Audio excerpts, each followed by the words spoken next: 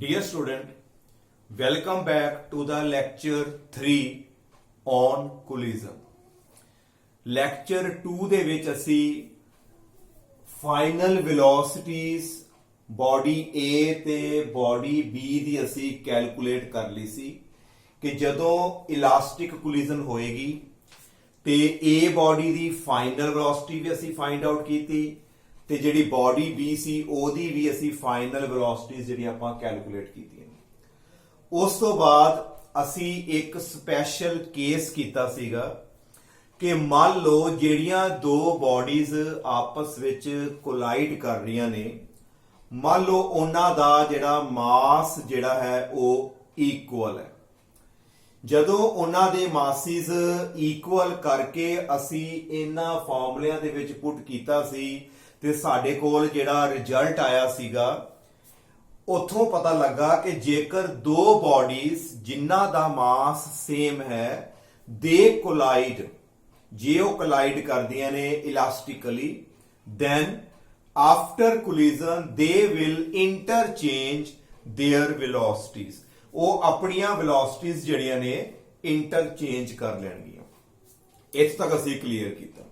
ਨਾਓ ਹੁਣ ਅਸੀਂ ਜਿਹੜਾ ਹੈ ਕੇਸ ਨੰਬਰ 2 ਜਿਹੜਾ ਆਪਾਂ ਸਟੱਡੀ ਕਰਨ ਜਾ ਰਹੇ ਹਾਂ। ਇਹਨੂੰ ਸ਼ੁਰੂ ਕਰਨ ਤੋਂ ਪਹਿਲਾਂ ਮੈਂ ਰਿਕੁਐਸਟ ਕਰਦਾ ਹਾਂ ਕਿ ਪਾਰਟ 1 ਤੇ ਪਾਰਟ 2 ਵਾਲਾ ਜਿਹੜਾ ਲੈਕਚਰ ਹੈ ਜਰੂਰ ਦੇਖਿਓ, ਕਿਉਂਕਿ ਇਹ ਤੇ ਸਾਡਾ ਜਿਹੜਾ ਲਾਸਟ ਇੱਥੇ ਅਸੀਂ ਇਹਨੂੰ ਸਮ ਅਪ ਕਰ ਦੇਣਾ ਹੈ। ਇਹ ਤਾਂ ਕਲੀਅਰ ਹੋਣਾ ਹੈ ਜੇ ਪਾਰਟ 1 ਤੇ ਪਾਰਟ 2 ਤੁਹਾਨੂੰ ਚੰਗੇ ਤਰੀਕੇ ਨਾਲ ਸਮਝ ਲੱਗ ਗਈ, ਫਿਰ ਆਹ ਵਾਲਾ ਲੈਕਚਰ ਜਿਹੜਾ ਹੈ ਤੁਹਾਡਾ ਦੇਖਣ ਦਾ ਫਾਇਦਾ ਹੈ। Now come to the case number 2। ਮੰਨ ਲਓ ਕਿ ਹੁਣ ਦੋ ਬਾਡੀਜ਼ ਜਿਹੜੀਆਂ ਕੋਲਾਈਡ ਕਰਨ ਲੱਗੀਆਂ, ਸੇਮ ਮਾਸ ਹੈ, ਹੁਣ ਵੀ ਮਾਸ ਸੇਮ ਹੈ।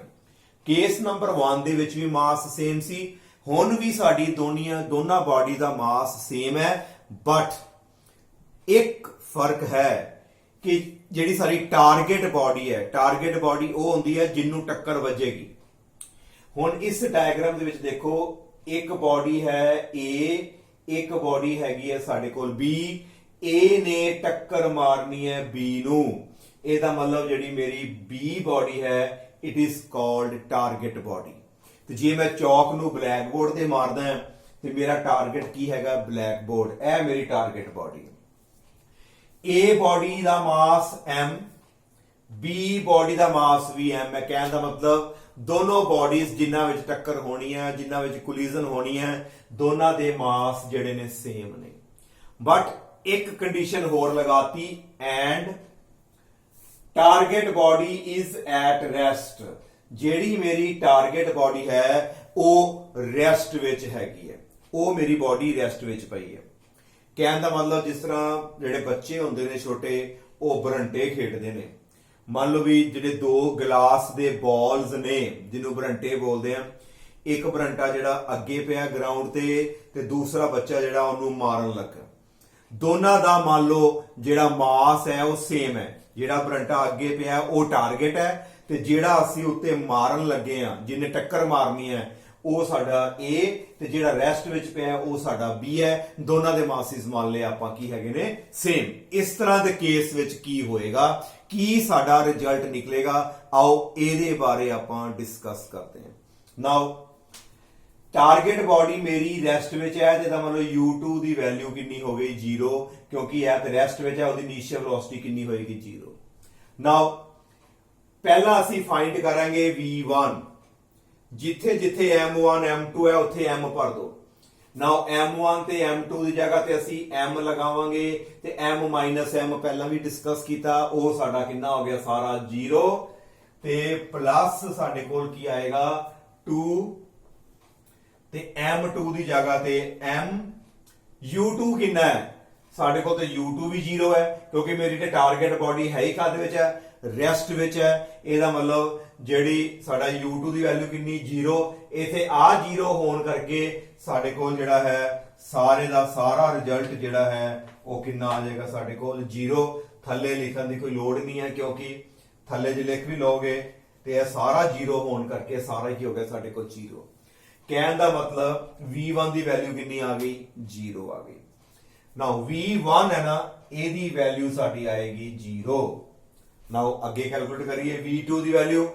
V2 ਵਿੱਚ ਇੱਥੇ m ਮਾਈਨਸ m ਕਿੰਨਾ ਹੋ ਗਿਆ 0 ਪਲੱਸ 2 ਦਾ 2 m ਦਾ m ਥੱਲੇ ਕਿੰਨਾ ਹੋ ਗਿਆ ਸਾਡੇ ਕੋਲ 2m ਮਲਟੀਪਲਾਈ ਬਾਈ u1 ਇਹ ਸਾਡੇ ਕੋਲ u1 ਜਿਹੜੀ ਇਨੀਸ਼ੀਅਲ ਵੈਲੋਸਿਟੀ ਹੈਗੀ ਹੈ ਤੇ 2m ਨਾਲ 2m ਕੈਂਸਲ ਸਾਡੇ ਕੋਲ ਆ ਗਈ u1 ਇਹਦੀ ਵੈਲਿਊ ਜਿਹੜੀ ਹੈ u1 v2 ਦੀ ਵੈਲਿਊ ਕਿੰਨੀ ਆਈ ਹੈ u1। ਹੁਣ ਤੁਸੀਂ ਦੇਖਿਆ A ਬੋਡੀ ਪਹਿਲਾਂ u1 ਨਾਲ ਆ ਰਹੀ ਸੀ ਟੱਕਰ ਖਾਣ ਤੋਂ ਬਾਅਦ A ਬੋਡੀ ਦੀ ਦੇਖੋ ਵੈਲੋਸਿਟੀ ਕਿੰਨੀ ਨਿਕਲੀ ਹੈ 0 ਨਿਕਲੀ ਹੈ। ਦੇਖੋ A ਬੋਡੀ ਪਹਿਲਾਂ ਮੂਵ ਕਰ ਰਹੀ ਸੀ u1 ਨਾਲ ਟੱਕਰ ਖਾਣ ਤੋਂ ਬਾਅਦ ਫਾਈਨਲ ਵੈਲੋਸਿਟੀ ਉਹਦੀ 0 ਹੋ ਗਈ। ਕਹਿਣ ਦਾ ਮਤਲਬ ਜਿਹੜੀ ਬੋਡੀ ਪਹਿਲਾਂ ਮੂਵ ਕਰ ਰਹੀ ਸੀ ਟੱਕਰ ਖਾਣ ਤੋਂ ਬਾਅਦ ਉਹ ਰੈਸਟ ਵਿੱਚ ਆ ਗਈ ਤੇ ਜਿਹੜੀ ਪਹਿਲਾਂ ਰੈਸਟ ਵਿੱਚ ਸੀਗੀ 0 ਦਾ ਮਤਲਬ ਹੈ ਕਿ ਸਾਡੇ ਕੋਲ ਆ ਟਾਰਗੇਟ ਬੋਡੀ ਕੱਚ ਸੀਗੀ ਰੈਸਟ ਵਿੱਚ। ਜਿਹੜੀ ਪਹਿਲਾਂ ਰੈਸਟ ਵਿੱਚ ਸੀ ਇਹਦੀ ਜਿਹੜੀ ਹੈ B ਦੀ ਫਾਈਨਲ ਦੇਖੋ ਉਹ u1 ਹੋ ਗਈ। ਆਹ ਵਾਲੀ u1 ਜਿਹੜੀ ਹੈ ਇਹਨੂੰ ਮਿਲ ਗਈ ਤੇ ਇਹਦੀ ਵੈਲੋਸਿਟੀ ਜਿਹੜੀ ਹੈ ਉਹਨੂੰ ਮਿਲ ਗਈ। ਕਹਿਣ ਦਾ ਮਤਲਬ ਜਿਹੜੀ ਬੋਡੀ ਰੈਸਟ ਵਿੱਚ ਸੀ ਉਹ ਓਨੀ ਹੀ ਵੈਲੋਸਿਟੀ ਨਾਲ ਅੱਗੇ ਮੂਵ ਕਰੇਗੀ ਜਿੰਨੀ ਨਾਲ ਮਗਰੋਂ ਜਿਹੜੀ ਸਟ੍ਰਾਈਕਿੰਗ ਬੋਡੀ ਆ ਰਹੀ ਸੀ। ਕਹਿਣ ਦਾ ਮਤਲਬ ਦੋ ਬਰੰਟੇ ਨੇ ਸੇਮ ਸਾਈਜ਼ ਦੇ, ਇੱਕ ਬਰੰਟਾ ਰੈਸਟ ਵਿੱਚ ਹੈ ਦੂਜੇ ਨੂੰ ਅਸੀਂ ਸਟ੍ਰਾਈਕ ਕੀਤਾ ਵਿਦ 10 ਮੀਟਰ ਪਰ ਸੈਕਿੰਡ ਤੇ ਆ ਜਿਹੜਾ 10 ਮੀਟਰ ਪਰ ਸੈਕਿੰਡ ਵਾਲਾ ਇਹ ਰੈਸਟ ਵਿੱਚ ਆ ਜਾਏਗਾ ਤੇ ਜਿਹੜਾ ਅਗਲਾ ਪਹਿਲਾ ਰੈਸਟ ਵਿੱਚ ਸੀ ਉਹ ਜਿਹੜਾ 10 ਮੀਟਰ ਪਰ ਸੈਕਿੰਡ ਨਾਲ ਮੂਵ ਕਰੇਗਾ। ਕਹਿਣ ਦਾ ਮਤਲਬ ਦੋਨਾਂ ਨੇ ਆਪਣੀ ਵੈਲੋਸਿਟੀ ਜਿਹੜੀ ਹੈ ਉਹ ਇੰਟਰਚੇਂਜ ਕਰ ਲਈ। ਇਹ ਯਾਦ ਰੱਖਣਾ ਹੈ ਜਦੋਂ ਵੀ ਦੋ ਮਾਸਿਸ ਹੋਣ ਉਹਨਾਂ ਦਾ ਦੋ ਬੋਡੀਜ਼ ਹੋਣ ਉਹਨਾਂ ਦਾ ਮਾਸ ਸੇਮ ਹੋਵੇ ਤੇ ਜੇ ਉਹ ਕੋਲਾਈਡ ਕਰਦੇ ਨੇ ਟੱਕਰ ਮਾਰਦੇ ਨੇ then after collision they will interchange their velocity ਉਹਨਾਂ ਨੇ ਆਪਣੀ velocity ਇੰਟਰਚੇਂਜ ਕਰ ਲੈਣੀ ਆ। ਪਹਿਲੀ ਦੂਜੇ ਨੂੰ ਮਿਲ ਜਾਣੀ ਹੈ ਦੂਜੇ ਵਾਲੇ ਦੀ ਉਹ ਪਹਿਲੇ ਨੂੰ ਮਿਲ ਜਾਏਗੀ ਬਟ ਕੰਡੀਸ਼ਨ ਇਹ ਹੈ ਕਿ ਉਹ ਕੋਲੀਜ਼ਨ ਜਿਹੜੀ ਹੈ ਸਾਡੇ ਕੋਲ ਇਲਾਸਟਿਕ ਹੋਣੀ ਚਾਹੀਦੀ ਹੈ ਜਿਸ ਚ ਮੋਮੈਂਟਮ ਵੀ ਕੰਜ਼ਰਵ ਹੋਵੇ ਤੇ ਕਿਨੈਟਿਕ એનર્ਜੀ ਵੀ ਕੰਜ਼ਰਵ ਹੋਵੇ। ਨਾਓ ਕੇਸ ਨੰਬਰ ਜਿਹੜਾ ਸਾਡੇ ਕੋਲ ਹੁਣ ਕੇਸ ਆ ਰਿਹਾ ਨੰਬਰ 3। ਹੁਣ ਟੂ ਬੋਡੀਜ਼ ਆਫ ਸੇਮ ਮਾਸ ਨਹੀਂ ਹੈ ਹੁਣ ਅਸੀਂ ਲੈਣ ਲੱਗੇ ਆ ਟੂ ਬੋਡੀਜ਼ ਆਫ ਸਾਡੇ ਕੋਲ ਹੈਗਾ ਡਿਫਰੈਂਟ ਮਾਸਿਸ ਦੋ ਬੋਡੀਜ਼ ਨੇ ਜਿਨ੍ਹਾਂ ਦਾ ਜਿਹੜਾ ਮਾਸ ਡਿਫਰੈਂਟ ਹੈ ਦੇ collide and target body is at rest. Target body ਮੇਰੀ ਰੈਸਟ ਵਿੱਚ ਹੀ ਹੈ ਪਰ ਮਾਸਿਸ ਜਿਹੜੇ ਨੇ ਹੁਣ ਇਕੁਅਲ ਨਹੀਂ ਨੇ ਮਾਸਿਸ ਇਕੁਅਲ ਨਹੀਂ ਹੈ ਟਾਰਗੇਟ ਬੋਡੀ ਕੱਚ ਹੈਗੀ ਹੈ ਸਾਡੀ ਰੈਸਟ ਵਿੱਚ ਹੈ। ਆਓ ਇਹਦੇ ਬਾਰੇ ਜਿਹੜਾ ਆਪਾਂ ਡਿਸਕਸ ਕਰਦੇ ਹਾਂ। ਨਾਓ ਇਹਦੇ ਵਿੱਚ ਪਹਿਲਾਂ ਅਸੀਂ ਡਿਸਕਸ ਕਰਦੇ ਹਾਂ light m1 less than m2। ਕਹਿਣ ਦਾ ਮਤਲਬ ਜਿਹੜੀ ਟਾਰਗੇਟ ਬੋਡੀ ਹੈ ਉਹ ਬਹੁਤ ਹੈਵੀ ਹੈ ਲੈਸ ਦੈਨ ਕਰ ਦਿੱਤਾ। m2 ਕੌਣ ਹੈ ਇਹ ਸਾਡਾ m1 ਇਹ ਸਾਡੇ ਕੋਲ ਕਿਹੜਾ ਹੈ m2 ਆ m1 ਇਹ ਸਾਡੇ ਕੋਲ m2 ਹੈ। ਨਾਓ ਟਾਰਗੇਟ ਬੋਡੀ ਮੇਰੀ ਜਿਹੜੀ ਹੈ ਰੈਸਟ ਵਿੱਚ ਹੈ ਤੇ ਉਹਦਾ ਮਾਸ m1 ਨਾਲੋਂ ਬਹੁਤ ਜ਼ਿਆਦਾ ਹੈ ਮਤਲਬ heavy target body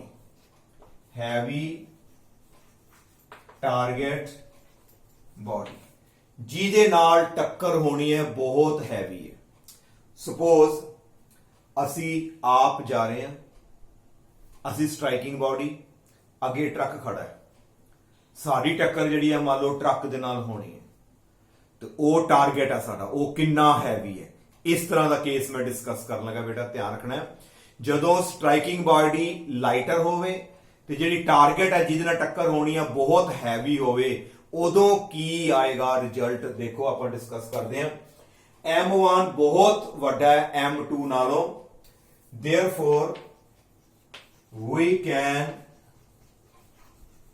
neglect m1 as compared to m2 ਮਤਲਬ ਟਰੱਕ ਦਾ ਭਾਰ ਤੇ ਸਾਡੇ ਭਾਰ 'ਚ ਬਹੁਤ ਫਰਕ ਹੈ। ਅਸੀਂ ਦੋਨਾਂ ਦੇ ਮਾਸਿਸ ਵਿੱਚੋਂ ਆਪਣਾ ਮਾਸ ਅਸੀਂ ਨੈਗਲੈਕਟ ਕਰ ਸਕਦੇ ਹਾਂ ਕਿਉਂਕਿ ਉਹ ਕਿੰਨਾ ਜ਼ਿਆਦਾ ਮਾਸ ਹੈ ਤੇ ਅਸੀਂ ਜਿਹੜੀ ਲਾਈਟਰ ਬਾਡੀ ਹੋਣ ਕਰਕੇ ਆਪਣਾ ਮਾਸ ਅਸੀਂ ਜਿਹੜਾ ਹੈ ਨੈਗਲੈਕਟ ਕਰ ਸਕਦੇ ਹਾਂ। ਦੈਨ ਵਾਟ ਵਿਲ ਹੈਪਨ, ਫਿਰ ਕੀ ਹੋਏਗਾ। ਦੈਨ ਇਥੋਂ ਮੈਂ ਹੁਣ ਡਾਇਗਰਾਮ ਜਿਹੜੀ ਹੈ ਇਥੋਂ ਮੈਂ ਰੱਬ ਕਰਨ ਲੱਗਾ ਨਾਲ ਹੀ। Then what will happen, formula ਦੇਖੋ ਉੱਪਰ V1 ਵਾਲਾ, V1 ਵਾਲਾ ਜਿਹੜਾ ਹੈ ਫਾਰਮੂਲਾ ਧਿਆਨ ਨਾਲ ਦੇਖੋ ਕੀ ਹੋਏਗਾ ਤੁਹਾਡੇ ਕੋਲ।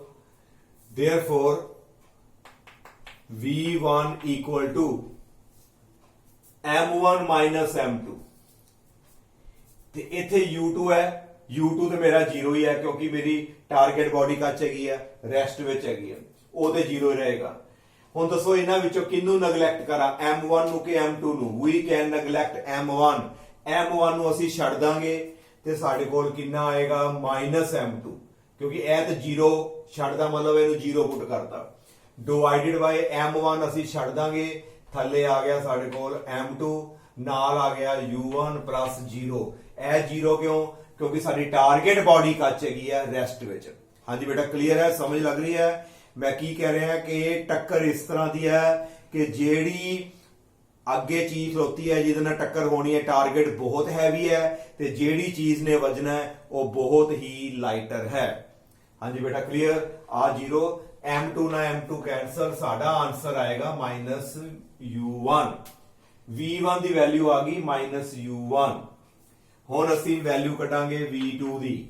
V2 ਵਿੱਚ ਬੇਟਾ ਕਿੰਨੂੰ ਨੈਗਲੈਕਟ ਕਰਾਂਗੇ, ਇੱਥੇ ਕਰਨ ਦੀ ਲੋੜ ਨਹੀਂ, ਸਿੱਧਾ ਹੀ 0 ਕਿਉਂਕਿ ਟਾਰਗੇਟ ਬਾਡੀ ਰੈਸਟ ਵਿੱਚ ਹੈ, ਉਹਦੀ ਇਨੀਸ਼ੀਅਲ ਵੈਲੋਸਿਟੀ ਕਿੰਨੀ 0। ਅੱਗੇ ਆ ਗਿਆ ਪਲੱਸ ਇਹਦੇ ਵਿੱਚ 2। ਅਸੀਂ ਕਿੰਨੂੰ ਨੈਗਲੈਕਟ ਕਰਨਾ ਹੈ, ਅਸੀਂ ਤੇ ਨੈਗਲੈਕਟ ਕਰਨਾ ਕਿੰਨੂੰ ਹੈ M1 ਨੂੰ। ਜਦੋਂ ਅਸੀਂ M1 ਨੂੰ ਨੈਗਲੈਕਟ ਹੀ ਕਰਤਾ ਤੇ ਸਾਡੇ ਕੋਲ ਜਿਹੜਾ ਹੈ ਇੱਥੇ ਸਾਰਾ ਹੀ ਕੀ ਆ ਗਿਆ 0 ਤੇ ਸਾਡੇ ਕੋਲ ਆਨਸਰ ਕਿੰਨਾ ਆਏਗਾ 0 ਕਿਉਂਕਿ M1 ਨੂੰ ਨੈਗਲੈਕਟ ਕਰਨ ਵਾਲਾ ਅਪਰੋਕਸੀਮੇਟਲੀ ਇਹਦੀ ਵੈਲਿਊ ਕਿੰਨੀ ਭਰ ਦਾਂਗੇ ਆਪਾਂ 0। ਇਹਦਾ ਮਤਲਬ ਇਹ ਵੈਲੋਸਿਟੀ ਕਾਦੀ ਹੈ A ਦੀ, ਇਹ ਵੈਲੋਸਿਟੀ ਕਿਹਦੀ ਹੈ B ਦੀ। B ਪਹਿਲਾਂ ਕੱਚ ਸੀ, B ਪਹਿਲਾਂ ਰੈਸਟ ਵਿੱਚ ਸੀ, ਟਾਰਗੇਟ ਮੇਰੀ ਪਹਿਲਾਂ ਕੱਚ ਸੀ ਰੈਸਟ ਵਿੱਚ ਤੇ B ਬਾਅਦ ਵਿੱਚੋਂ ਵੀ ਕੱਚ ਰਹੀ, ਦੇਖੋ ਰੈਸਟ ਵਿੱਚ ਹੀ ਰਹੀ। 0 ਦਾ ਮਤਲਬ ਰੈਸਟ ਵਿੱਚ, ਕਹਿਣ ਦਾ ਮਤਲਬ ਹੈ ਜਦੋਂ ਅਸੀਂ ਟਰੱਕ ਦੇ ਨਾਲ ਮੰਨ ਲਓ ਅਸੀਂ ਟੱਕਰ ਮਾਰਦੇ ਹਾਂ, ਟਰੱਕ ਪਹਿਲਾਂ ਕੱਚ ਸੀ ਰੈਸਟ ਵਿੱਚ, ਜਦੋਂ ਸਾਡੀ ਟੱਕਰ ਹੋ ਵੀ ਜਾਏਗੀ ਟਰੱਕ ਤੁਸੀਂ ਦੇਖੋਗੇ ਬਾਅਦ ਵਿੱਚੋਂ ਵੀ ਕਾਦੇ ਵਿੱਚ ਰਹੇਗਾ ਰੈਸਟ ਵਿੱਚ ਹੀ ਰਹੇਗਾ। ਕਹਿਣ ਦਾ ਮਤਲਬ ਉਹਦੀ ਇਨੀਸ਼ੀਅਲ ਵੈਲੋਸਿਟੀ ਵੀ 0 ਤੇ ਜਿਹੜੀ ਟਾਰਗੇਟ ਬਾਡੀ ਹੈ B ਉਹਦੀ ਫਾਈਨਲ ਵੈਲੋਸਿਟੀ ਵੀ ਜਿਹੜੀ ਆਏਗੀ 0। ਬਟ A ਨੂੰ ਕੀ ਹੋਏਗਾ, A ਦੀ ਇਨੀਸ਼ੀਅਲ ਕਿੰਨੀ ਸੀ U1 ਪਰ A ਦੀ ਫਾਈਨਲ ਕਿੰਨੀ ਆਈ -U1। ਕਹਿਣ ਦਾ ਮਤਲਬ ਜਦੋਂ ਅਸੀਂ ਟੱਕਰ ਮਾਰਾਂਗੇ ਸਾਡੀ ਵੈਲੋਸਿਟੀ -U1 ਹੋ ਜਾਏਗੀ, ਉਥੋਂ ਟੱਕਰ ਖਾ ਕੇ ਅਸੀਂ ਵਾਪਸ ਆ ਕੇ ਡਿੱਗਾਂਗੇ। ਜਿਸ ਤਰ੍ਹਾਂ ਅਸੀਂ ਮੰਨ ਲਓ ਬਾਲ ਹੈ, ਬਾਲ ਨੂੰ ਅਸੀਂ ਵਾਲ ਦੇ ਨਾਲ ਮਾਰਦੇ ਹਾਂ ਕਿ ਵਾਲ ਪਹਿਲਾਂ ਵਾਲ ਕੱਚ ਹੈ ਰੈਸਟ ਵਿੱਚ, ਟੱਕਰ ਖਾਣ ਤੋਂ ਬਾਅਦ ਵੀ ਵਾਲ ਕੱਚ ਰਹਿੰਦੀ ਹੈ ਰੈਸਟ ਵਿੱਚ, ਆਹ ਕੇਸ ਹੋ ਗਿਆ ਕਲੀਅਰ। ਪਰ ਬਾਲ ਪਹਿਲਾਂ ਇਧਰ ਨੂੰ ਜਾ ਰਹੀ ਸੀ, ਟੱਕਰ ਖਾਣ ਤੋਂ ਬਾਅਦ ਉਥੋਂ ਰੀਬਾਉਂਡ ਹੋਏਗੀ ਆਪੋਜੀਟ ਡਾਇਰੈਕਸ਼ਨ 'ਚ। ਆਪੋਜੀਟ ਡਾਇਰੈਕਸ਼ਨ ਦਾ ਮਤਲਬ ਹੈ ਨਾਲ ਮਾਈਨਸ ਲੱਗਾ, ਜਿੰਨੀ ਵੈਲੋਸਿਟੀ ਨਾਲ ਤੁਸੀਂ ਬਾਲ ਨੂੰ ਮਾਰੋਗੇ ਓਨੀ ਵੈਲੋਸਿਟੀ ਦੇ ਨਾਲ ਬਾਲ ਜਿਹੜੀ ਹੈ ਸਾਡੀ ਵਾਪਸ ਆਏਗੀ। ਇਟ ਮੀਨਸ ਜਦੋਂ ਵੀ ਟਾਰਗੇਟ ਬਾਡੀ ਰੈਸਟ ਵਿੱਚ ਹੋਵੇ ਤੇ ਬਹੁਤ ਜ਼ਿਆਦਾ ਹੈਵੀ ਹੋਵੇ ਦੈਨ ਫਿਰ ਕੀ ਹੋਏਗਾ, ਟਾਰਗੇਟ ਬਾਡੀ ਦੁਬਾਰਾ ਟੱਕਰ ਖਾਣ ਤੋਂ ਬਾਅਦ ਰੈਸਟ ਵਿੱਚ ਰਹੇਗੀ, ਬਟ ਜਿਹੜੀ ਸਟ੍ਰਾਈਕਿੰਗ ਬਾਡੀ ਹੈ ਉਹ ਟੱਕਰ ਖਾਣ ਤੋਂ ਬਾਅਦ ਸੇਮ ਵੈਲੋਸਿਟੀ ਦੇ ਨਾਲ ਰੀਬਾਉਂਡ ਹੋਏਗੀ। ਹੁਣ ਮੈਨੂੰ ਇੰਨਾ ਕਲੀਅਰ ਕਰ ਦਿਓ ਇਹਨਾਂ ਦੋਨਾਂ ਵਿੱਚੋਂ ਟਾਰਗੇਟ ਕਿਹੜੀ ਹੈ। ਟਾਰਗੇਟ ਹੁੰਦੀ ਬੇਟਾ B ਜਿਹੜੀ ਅੱਗੇ ਜਿਹਨੂੰ ਵੱਜਣੀ ਹੈ ਤੇ A ਸਟ੍ਰਾਈਕਿੰਗ ਤੇ ਟਾਰਗੇਟ ਮੈਂ ਕੱਚ ਲੈ ਕੇ ਜਾ ਰਿਹਾ ਬੇਟਾ ਰੈਸਟ ਵਿੱਚ ਲੈ ਕੇ ਚੱਲਿਆ। ਨਾਓ ਹੁਣ ਕੇਸ ਜਿਹੜਾ ਹੈ ਨੈਕਸਟ, ਹੁਣ ਅਸੀਂ ਜਿਹੜਾ ਹੈ case number 4, let M1 is greater than M2 and U2 is 0। कहने का मतलब target is at rest, target body मेरी फिर रेस्ट विच ही है, ਟਾਰਗੇਟ ਬਾਡੀ ਮੇਰੀ ਰੈਸਟ ਵਿੱਚ ਹੈ, ਪਰ ਜਿਹੜੀ ਸਟ੍ਰਾਈਕਿੰਗ ਬਾਡੀ ਹੈ ਨਾ, ਜਿਹੜੀ ਪਿੱਛੋਂ ਆ ਰਹੀ ਹੈ, ਉਹ ਬਹੁਤ ਹੈਵੀ ਹੈ, ਬਹੁਤ ਜ਼ਿਆਦਾ ਹੈਵੀ। ਟਾਰਗੇਟ ਰੈਸਟ ਵਿੱਚ ਹੈ, ਉਹ ਲਾਈਟ ਹੈ, ਬਹੁਤ ਹਲਕੀ ਹੈ, ਤੇ ਜਿਹੜੀ ਮਗਰੋਂ ਮਾਰਨ ਵਾਸਤੇ ਬਾਡੀ ਆ ਰਹੀ, ਸਟ੍ਰਾਈਕਿੰਗ ਬਾਡੀ ਆ ਰਹੀ ਹੈ, ਉਹ ਬਹੁਤ ਜ਼ਿਆਦਾ ਹੈਵੀ ਹੈ। Then what will happen? ਇਹ ਕਿਸ ਤਰ੍ਹਾਂ ਦਾ ਕੇਸ ਬਣਦਾ ਹੈ? ਮੰਨ ਲਓ ਕਿ ਕੋਈ ਟ੍ਰੇਨ ਆ ਰਹੀ ਹੈ, ਟ੍ਰੇਨ ਬਹੁਤ ਸਪੀਡ ਆ ਰਹੀ ਹੈ, ਉਹ ਤੁਹਾਡੀ ਸਟ੍ਰਾਈਕਿੰਗ ਬਾਡੀ, ਤੇ ਜੇ ਟ੍ਰੇਨ ਦੇ ਅੱਗੇ ਕੋਈ ਕਾਰ ਆ ਕੇ ਖੜੀ ਹੋ ਜਾਂਦੀ, ਕਈ ਵਾਰੀ ਵੇਖਿਆ ਫਾਟਕ ਦੇ ਉੱਤੇ ਕਾਰ ਆ ਗਈ, ਤੇ ਕਾਰ ਜਿਹੜੀ ਹੈ ਬਹੁਤ ਲਾਈਟਰ ਹੈ, ਉਹ ਬਹੁਤ ਹੈਵੀ ਹੈ, ਤੇ ਜਿਹੜੀ ਸਟ੍ਰਾਈਕਿੰਗ ਹੈ, ਟਾਰਗੇਟ ਰੈਸਟ ਵਿੱਚ ਪਿਆ, ਉਹ ਬਹੁਤ ਲਾਈਟ ਹੈ। Then what will happen? ਉਦੋਂ ਕੀ ਹੋਏਗਾ? ਤੁਸੀਂ ਦੇਖਿਆ ਹੋਣਾ ਜਿਹੜੀ ਟਾਰਗੇਟ ਹੈ ਕਾਰ, ਕਿੰਨੀ, ਜਿਹੜੀ ਆਮ ਫਿਲਮਾਂ 'ਚ ਵੀ ਦਿਖਾਉਂਦੇ ਆ, ਕਿੰਨੀ ਦੂਰ ਉੱਡ ਕੇ ਜਾਂਦੀ ਹੈ। ਆਓ ਇਹਦੇ ਬਾਰੇ ਅਸੀਂ ਜਿਹੜਾ ਹੈ ਸਟੱਡੀ ਕਰਨ ਲੱਗੇ ਹਾਂ। ਮੰਨ ਲਓ M1 greater than M2, then we can neglect। ਕਿਹਨੂੰ ਨੈਗਲੈਕਟ ਕਰੋਗੇ? M1 ਬਹੁਤ ਜ਼ਿਆਦਾ ਹੈ M2 ਨਾਲੋਂ, ਇਹਦਾ ਮਤਲਬ ਅਸੀਂ M2 ਨੂੰ ਨੈਗਲੈਕਟ ਕਰ ਸਕਦੇ ਹਾਂ। therefore V1 ਦੀ ਵੈਲਿਊ ਪਹਿਲਾਂ ਨਿਕਾਲਦੇ ਹਾਂ। ਪਹਿਲਾਂ ਦੱਸੋ ਟਾਰਗੇਟ ਕੱਚ ਹੈ ਰੈਸਟ ਵਿੱਚ, ਇੱਥੇ ਤੇ 0 ਭਰਾਂਗੇ ਤੇ ਸਾਰਾ ਹੀ 0 ਹੋ ਗਿਆ, ਇਹਦਾ ਕੰਮ ਤੇ ਖਤਮ ਹੋ ਗਿਆ। ਇੱਥੇ ਅਸੀਂ M2 ਨੂੰ ਨੈਗਲੈਕਟ ਕਰ ਦੋ, ਕੱਲਾ ਰਹਿ ਗਿਆ M1। ਨੈਗਲੈਕਟ ਕਰਨ ਦਾ ਮਤਲਬ ਹੁੰਦਾ 0 ਭਰ ਦੋ। ਓਵਰ ਥੱਲੇ ਕਿੰਨਾ ਆ ਗਿਆ? ਫਿਰ ਦੁਬਾਰਾ ਸਾਡੇ ਕੋਲ M1 ਇਨਟੂ ਸਾਡੇ ਕੋਲ ਆ ਗਿਆ U1, ਇਹ ਕੈਨਸਲ ਹੋ ਗਿਆ, ਇਕੁਅਲ ਟੂ U1। ਹਾਂਜੀ ਬੇਟਾ ਕਲੀਅਰ? ਹੁਣ ਅਸੀਂ ਨਿਕਾਲਾਂਗੇ V2। V2 ਵਾਸਤੇ ਕਿੰਨੂੰ ਨੈਗਲੈਕਟ ਕਰਨਾ? M2, ਪਰ ਇੱਥੇ ਬਾਹਰ U2 ਲੱਗਾ ਹੈ, U2 ਦੇ ਇਨੀਸ਼ੀਅਲ ਵੈਲੋਸਿਟੀ 0 ਹੈ, ਪਲੱਸ 2 M1 ਤੇ ਥੱਲੇ ਵੀ M1, ਕਿਉਂਕਿ M2 ਨੂੰ ਅਸੀਂ ਨੈਗਲੈਕਟ ਕਰਤਾ, ਕੱਲਾ M1 ਨਾਲ ਆ ਗਿਆ ਸਾਡੇ ਕੋਲ U1, ਆ ਕੈਨਸਲ, ਸਾਡੇ ਕੋਲ ਆ ਗਿਆ 2U1। ਹਾਂਜੀ ਬੇਟਾ ਹੁਣ ਧਿਆਨ ਨਾਲ ਦੇਖਣਾ ਹੈ, ਜਿਹੜੀ A ਬਾਡੀ ਸੀ, ਆ ਦੇਖੋ ਮੈਂ ਇੱਥੇ ਡਾਇਗਰਾਮ ਬਣਾ ਕੇ ਦਿਖਾਣਾ, ਇੱਥੋਂ ਮੈਂ ਇਹਨੂੰ ਰਬ ਕਰਨ ਲੱਗਾ। ਹੁਣ ਸਾਡੇ ਕੇਸਿਸ ਜਿਹੜੇ ਨੇ ਉਹ ਫਿਨਿਸ਼ ਹੋ ਗਏ। ਇਹਨੂੰ ਸਮਝੋ, ਇਹ ਵੱਡੀ ਬਾਡੀ ਹੈ, ਆ A ਹੈ, ਇਹ U1 ਨਾਲ ਆ ਰਹੀ ਹੈ, ਅੱਗੇ ਛੋਟੀ ਜਿਹੀ ਬਾਡੀ ਹੈ, ਇਹ ਮੇਰੀ ਕੱਚ ਪਈ ਸੀਗੀ ਰੈਸਟ ਵਿੱਚ, ਇਹ ਬਾਡੀ B ਹੈ ਰੈਸਟ ਵਿੱਚ। ਟੱਕਰ ਖਾਣ ਤੋਂ ਬਾਅਦ ਕੀ ਹੋਏਗਾ? ਟੱਕਰ ਹੋਈ, ਟੱਕਰ ਖਾਣ ਤੋਂ ਬਾਅਦ ਜਿਹੜੀ ਹੈ, ਧਿਆਨ ਨਾਲ ਦੇਖੋ, V1, ਇਹਦੀ ਫਾਈਨਲ V1 ਦੀ ਵੈਲਿਊ ਕਿੰਨੀ ਆਈ? ਇਹ U1, ਤੇ ਇਹਦੀ ਜਿਹੜੀ ਫਾਈਨਲ ਹੈ ਉਹ ਕਿੰਨੀ ਆਈ? 2U1। ਹਾਂਜੀ ਬੇਟਾ ਧਿਆਨ ਨਾਲ ਦੇਖੋ, ਆ A, ਆ B, ਇਹ ਬਿਫੋਰ, ਇਹ ਆਫਟਰ। A ਬਾਡੀ ਜਿਹੜੀ ਮਗਰੋਂ ਟ੍ਰੇਨ ਦੀ ਗੱਲ ਕਰੋ, ਕਿੰਨੀ ਸਪੀਡ ਨਾਲ ਆ ਰਹੀ ਹੈ? U1। ਅੱਗੇ ਜਿਹੜੀ ਕਾਰ ਖਲੋਤੀ ਸੀ, ਮੰਨ ਲਓ ਛੋਟੀ ਜੀ ਰੈਸਟ ਵਿੱਚ ਹੈ, ਇਹਦੀ ਵੈਲੋਸਿਟੀ ਕਿੰਨੀ? 0। ਟੱਕਰ ਹੋ ਗਈ। ਟੱਕਰ ਹੋਣ ਤੋਂ ਬਾਅਦ ਧਿਆਨ ਨਾਲ ਦੇਖੋ, A ਦੀ ਫਾਈਨਲ ਕਿੰਨੀ ਆਈ? U1। ਪਹਿਲਾਂ ਵੀ U1 C, A the final ਫਿਰ ਦੁਬਾਰਾ U1। ਕਹਿਣ ਦਾ ਮਤਲਬ ਟ੍ਰੇਨ ਨੇ ਕਾਰ ਨੂੰ ਟੱਕਰ ਮਾਰੀ, ਪਰ ਟ੍ਰੇਨ ਦੀ ਆਪਣੀ ਸਪੀਡ ਦੇ ਵਿੱਚ ਕੋਈ ਫਰਕ ਨਹੀਂ ਆਈ, ਉਹਦੀ ਸਪੀਡ 'ਚ ਕੋਈ ਫਰਕ ਨਹੀਂ ਆਏਗਾ। ਕਾਰ ਮੰਨ ਲਓ ਹੋਰ ਛੋਟੀ ਕੋਈ ਬਾਡੀ ਲੈ ਸਕਦੇ ਆ ਤੁਸੀਂ, ਉਹਦੀ ਆਪਣੀ ਸਪੀਡ ਦੇ ਵਿੱਚ ਕੋਈ ਫਰਕ ਨਹੀਂ ਪਿਆ। ਬਟ ਇਹ ਪਹਿਲਾਂ ਰੈਸਟ ਵਿੱਚ ਸੀਗੀ B, ਤੇ ਹੁਣ ਦੇਖੋ B ਕਾਹਦੇ ਨਾਲ ਮੂਵ ਕਰ ਰਹੀ ਹੈ? B ਦੀ ਜਿਹੜੀ ਫਾਈਨਲ ਹੈਗੀ ਆ 2U1। ਕਹਿਣ ਦਾ ਮਤਲਬ ਜਿੰਨੀ ਸਪੀਡ ਨਾਲ ਉਹ ਟ੍ਰੇਨ ਆ ਰਹੀ ਹੈ ਉਹਦਾ ਡਬਲ। ਇਹਦਾ ਮਤਲਬ ਜਦੋਂ ਵੀ ਹੈਵੀ ਬਾਡੀ ਆ ਕੇ ਟਾਰਗੇਟ ਜਿਹੜੀ ਲਾਈਟ ਹੈ ਉਹਨੂੰ ਸਟ੍ਰਾਈਕ ਕਰੇ, ਹੈਵੀ ਬਾਡੀ ਦੀ ਸਪੀਡ 'ਚ ਕੋਈ ਫਰਕ ਨਹੀਂ ਪਏਗਾ, ਤੇ ਜਿਹੜੀ ਲਾਈਟਰ ਅੱਗੇ ਟਾਰਗੇਟ ਸੀਗੀ ਉਹ twice of the speed of striking body ਦੇ ਨਾਲ ਉਹ ਅੱਗੇ ਜਿਹੜੀ ਹੈ ਉਹ ਮੂਵ ਕਰਦੀ ਹੈ। ਹਾਂਜੀ ਬੇਟਾ ਕਲੀਅਰ? ਜਿਸ ਤਰ੍ਹਾਂ ਕਿ ਫੁੱਟਬਾਲ ਰੱਖ ਲਈਏ ਤੇ ਅਸੀਂ ਆ ਕੇ ਉਹਨੂੰ ਜਿਹੜੀ ਆ ਲੈਗ ਦੇ ਨਾਲ ਮਾਰਦੇ ਹਾਂ, ਜਿੰਨੀ ਸਪੀਡ ਨਾਲ ਅਸੀਂ ਮਾਰਾਂਗੇ ਫੁੱਟਬਾਲ, ਉਹ ਡਬਲ ਸਪੀਡ ਦੇ ਨਾਲ ਜਿਹੜਾ ਹੈ ਉਹ ਅੱਗੇ ਜਾਏਗਾ। ਹਾਂਜੀ, ਆਹ ਸਾਡੇ ਕੇਸਿਸ ਹੈਗੇ ਸੀਗੇ ਕਿ ਸਾਡੇ ਕੋਲ ਕੋਲੀਜ਼ਨ ਦੇ ਰਿਲੇਟਿਡ। ਹੁਣ ਮੈਂ ਦੁਬਾਰਾ ਇੱਕ ਵਾਰੀ ਸਮ ਅਪ ਕਰ ਦੇਵਾਂ, ਤੁਹਾਨੂੰ ਜਿਹੜਾ ਹੈ ਯਾਦ ਰਹੇਗਾ। ਦੋ ਬਾਡੀਜ਼ ਸੇਮ ਮਾਸਿਸ ਹੋਣ, ਟੱਕਰ ਹੋਵੇ ਇਲਾਸਟਿਕ, ਦੈਨ ਕੀ ਹੋਏਗਾ? ਦੋਨੋਂ ਬੋਡੀਜ਼ ਟੱਕਰ ਖਾਣ ਤੋਂ ਬਾਅਦ ਆਪਣੀਆਂ ਵੈਲੋਸਿਟੀਜ਼ ਇੰਟਰਚੇਂਜ ਕਰਨਗੀਆਂ। ਕਲੀਅਰ। ਦੂਸਰਾ, ਜੇਕਰ ਸਾਡੇ ਕੋਲ ਦੋ ਬੋਡੀਜ਼ ਵੱਖਰੇ ਵੱਖਰੇ ਮਾਸ ਦੀਆਂ ਹੋਣ ਤੇ ਉਹਨਾਂ ਵਿੱਚ ਜਿਹੜੀ ਹੈ ਉਹ ਟੱਕਰ ਹੋ ਜਾਏ ਤੇ ਫਿਰ ਕੀ ਹੋਏਗਾ? ਸਾਡੇ ਕੋਲ ਯਾਦ ਰੱਖਣਾ ਹੈ, ਜੇ ਤੇ ਟਾਰਗੇਟ ਬਹੁਤ ਹੈਵੀ ਹੈ, ਜੇ ਟਾਰਗੇਟ ਜਿਹੜੀ ਹੈ ਬਹੁਤ ਹੈਵੀ ਹੈ, ਉਹ ਰੈਸਟ ਵਿੱਚ ਪਈ ਹੈ ਤੇ ਉਹ ਟੱਕਰ ਖਾਣ ਤੋਂ ਬਾਅਦ ਵੀ ਜਿਹੜੀ ਹੈ ਰੈਸਟ ਵਿੱਚ ਆਏਗੀ ਤੇ ਜਿਹੜੀ ਸਟ੍ਰਾਈਕਰ ਸੀ, ਜਿਹੜੀ ਲਾਈਟਰ ਸੀ, ਉਹ ਟੱਕਰ ਖਾ ਕੇ ਆਪਣੀ ਡਾਇਰੈਕਸ਼ਨ ਚੇਂਜ ਕਰੇਗੀ। ਇਸ ਤੋਂ ਇਲਾਵਾ ਤੇ ਜੇਕਰ ਸਟ੍ਰਾਈਕਿੰਗ ਬਾਡੀ ਹੈਵੀ ਹੈ ਤੇ ਜਿਹਨੂੰ ਟੱਕਰ ਵੱਜਣ ਲੱਗੀ ਹੈ ਉਹ ਲਾਈਟਰ ਹੈ, ਫਿਰ ਸਟ੍ਰਾਈਕਿੰਗ ਬਾਡੀ ਦੀ ਵੈਲੋਸਿਟੀ ਵਿੱਚ ਕੋਈ ਫਰਕ ਨਹੀਂ ਪਏਗਾ, ਪਰ ਜਿਹੜੀ ਟਾਰਗੇਟ ਹੈ ਉਹ ਟਵਾਈਸ ਆਫ ਦਾ ਸਪੀਡ ਜਿਹੜੀ ਹੈ ਉਹ ਅੱਗੇ ਜਾਏਗੀ। ਹਾਂਜੀ ਬੇਟਾ, ਕਲੀਅਰ।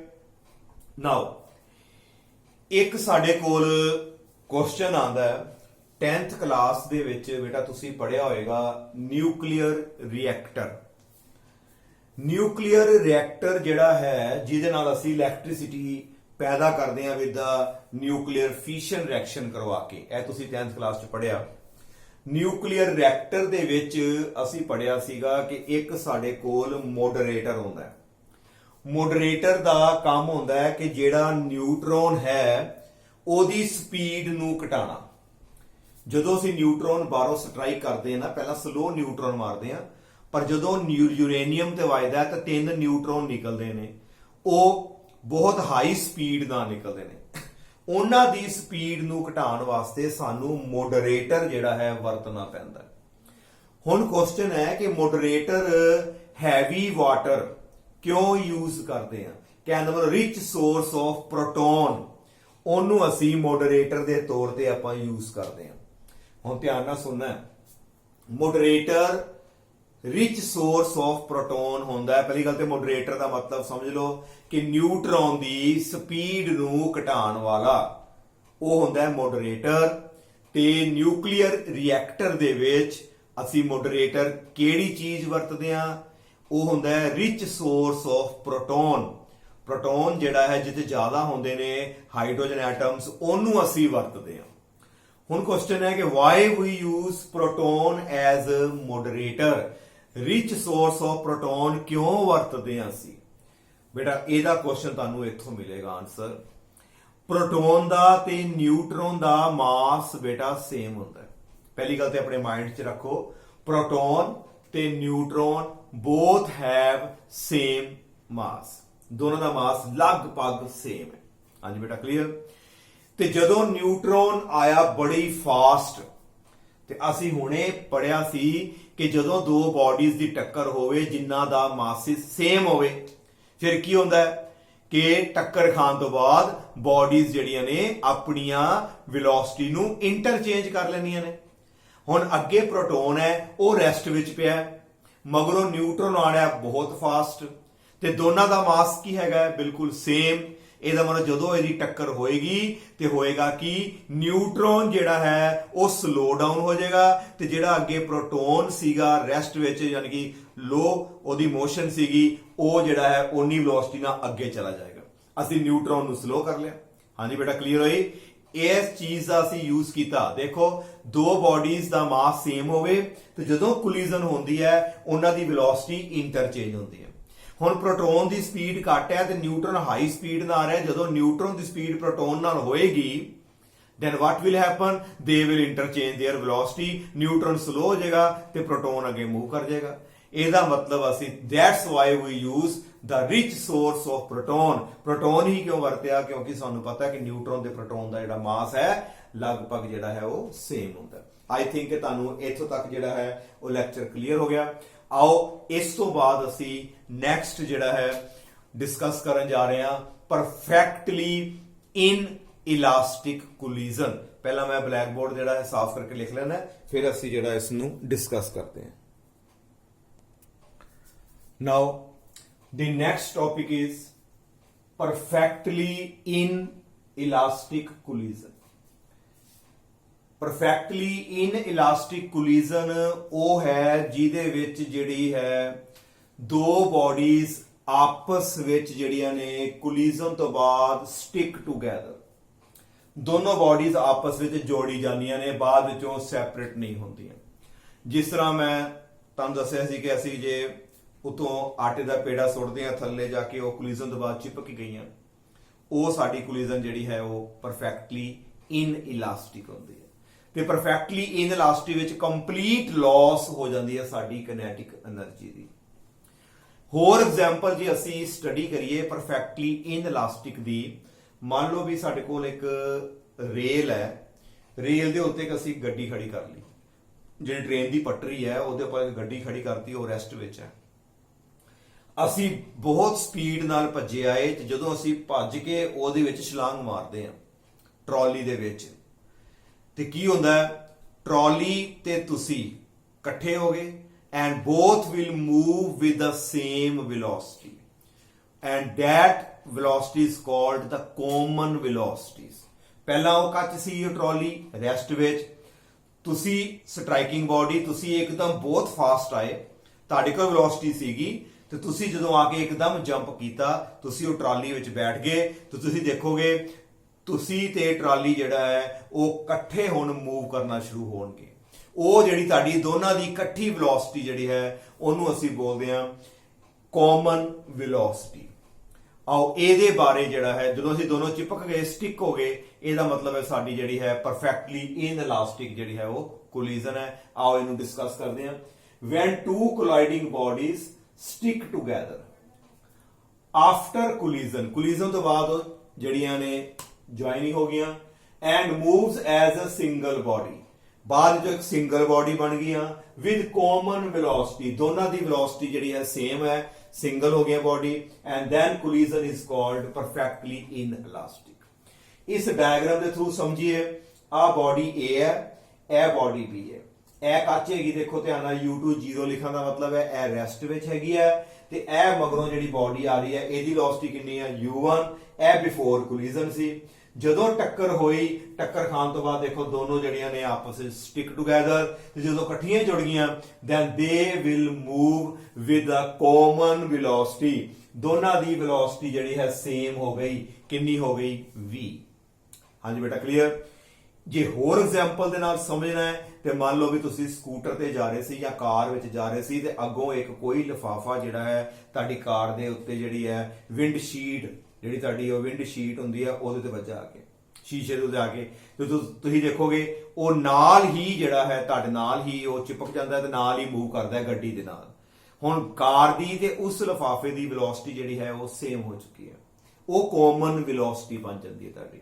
ਆਓ ਇਸ ਨੂੰ ਡਿਸਕਸ ਕਰੀਏ। ਨਾਓ ਕੋਲੀਜ਼ਨ ਕਿਹੜੀ ਆ, ਇਨ ਇਲਾਸਟਿਕ। ਜਿਹੜੀ ਮਰਜ਼ੀ ਕੋਲੀਜ਼ਨ ਹੋਵੇ, ਸਾਨੂੰ ਪਤਾ ਹੈ ਕਿ ਇੱਕ ਚੀਜ਼ ਤੇ ਹਮੇਸ਼ਾ ਕੰਜ਼ਰਵ ਰਹਿੰਦੀ ਹੈ, ਤੇ ਉਹ ਕਿਹੜੀ ਚੀਜ਼ ਹੁੰਦੀ ਹੈ, ਯਾਦ ਕਰੋ, ਜਿਹੜੀ ਮਰਜ਼ੀ ਕੋਲੀਜ਼ਨ ਹੋਵੇ ਹਮੇਸ਼ਾ ਸਾਡੇ ਕੋਲ ਲੀਨੀਅਰ ਮੋਮੈਂਟਮ ਜਿਹੜਾ ਹੈ ਕੰਜ਼ਰਵ ਰਹਿੰਦਾ ਹੈ। ਵੀ ਨੋ ਦੈਟ, ਸਾਨੂੰ ਕੀ ਪਤਾ ਹੈ, ਲੀਨੀਅਰ